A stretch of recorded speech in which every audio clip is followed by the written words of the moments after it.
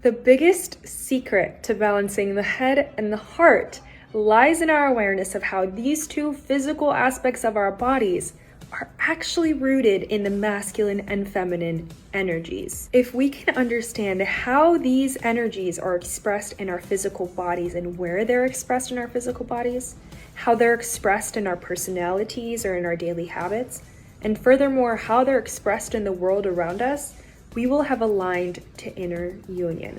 We will develop better communication, more balanced and healthier relationships with ourselves, our partners, in our careers and businesses, and for future generations to come. Hello, collective. I'm so grateful to connect with you all again. If you're new, my name is Yasmin, and I wanted to talk in this video about the intersection between the head and the heart, primarily its root with the masculine and feminine energy. As we are seeing the world shift, as we are seeing Gaia, planet Earth, beginning to heal, where history has continued to repeat itself, and now the wounded masculine energy that had been so prominent and dominant on this planet is now shifting into more healing and more balance. We're seeing people at that same time beginning to ascend into a higher state of consciousness where they want to understand their ego. They want to understand that wounding or the triggers. They want to understand how to show up for themselves and therefore be able to balance both of those energies. This contrast is actually highly present in the world around us. Think of a light switch, right? When you want to turn the light on, you turn it on. You want to turn it off, you turn it off.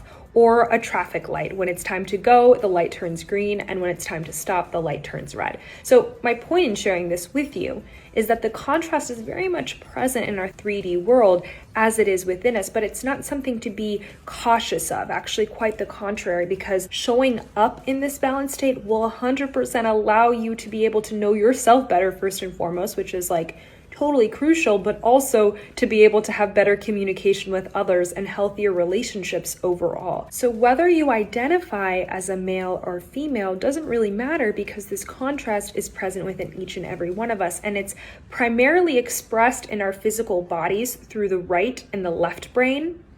Estrogen and testosterone, which is present in each and every one of us, we all carry both of those hormones. And furthermore, with the placement and the presence of the head and the heart. Now we see the breakdown of the head and the heart, or the masculine and feminine energy, expressed in our choices, our decisions, and in our habits. The left brain is associated with the masculine energy and is connected to more form and more action-oriented thinking. It's connected to more logic, whereas the right brain is connected to more of the feminine energy, which presents a more receptivity and flow-like state that allows for more feelings, emotions, intuition to come to the forefront. So let's dive into a little bit more real-world examples. Over the course of the last 50 to 100 years, we've seen history continue to repeat itself. And you may be wondering why.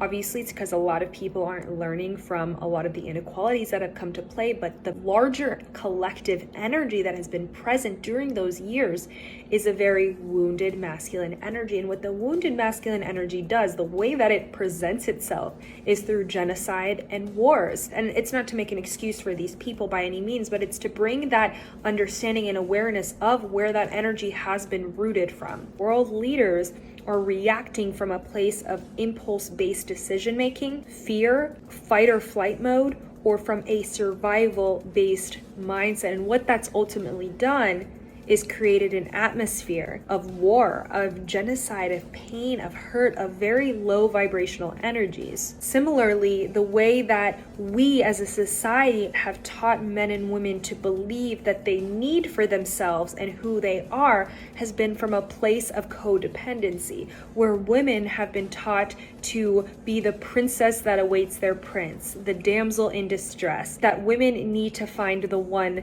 to mend their heart. Men have been taught to suppress their vulnerability. They shouldn't cry and that they need to man up.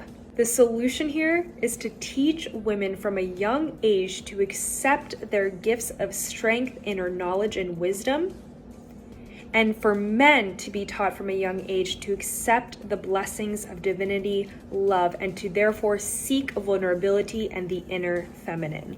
World peace can literally be attributed to raising future generations with this ideology that we need to be able to find and access all aspects of our existence, that it's okay to be vulnerable and have emotions and feelings. It doesn't make you any more weak. It actually makes you more courageous, and it'll probably allow more women or men to be gravitated towards you, and for women to be able to accept this dominance, this alpha energy, to accept this state within them that allows them to tap into more action-oriented and structured mindset. Because at the end of the day, if we can have both energies within us, we will have achieved, as I mentioned earlier, inner union. A few other examples. If a man and a woman are in a relationship and they get into the argument, the person who carries the more dominant masculine energy in the relationship will get to a point during that argument where they want to circle it and come to the end.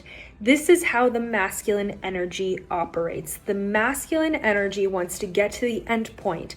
They don't want to circle around. They just want to get to the point and put an end to whatever argument is happening. Whereas the feminine energy will keep going and going. That's that flow state, that sort of movement state where the feminine energy essentially just wants to be heard. And so oftentimes we may find imbalances in those relationships, especially when it comes to arguments, when one person doesn't want to hear the other person and the other person just wants to be heard. A harmonious union would mean that both sides are taken into account, where both partners are able to make a balanced decision and understand each other's perspective. We're not taught to combine the two, we're taught to keep them separate. This is something that each and every one of us has to sort of practice with. This is something that is a process. It takes time to truly understand yourself. This is where the planet is going into. We're all learning to accept our ultimate truth. We're all learning to heal these aspects of us that we didn't know were there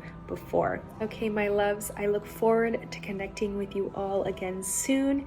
And until next time, go and grow.